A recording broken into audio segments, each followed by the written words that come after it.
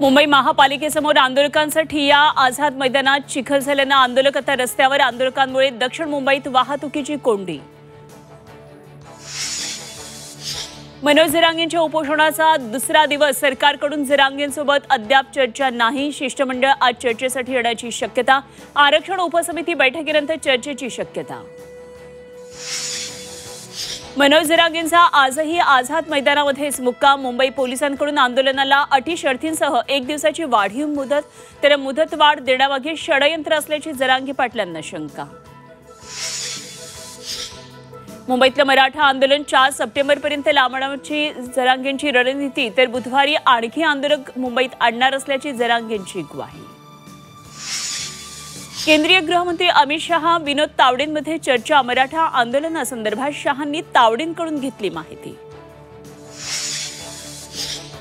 आरक्षणाच्या लढाईत ओबीसीही मैदानात। नागपूरमध्ये आजपासून ओबीसी महासंघाचं साखळी उपोषण। ओबीसी आरक्षणाला धक्का लागू देणार नाही, ओबीसी नेते बबनराव तायवाडेंचं वक्तव्य।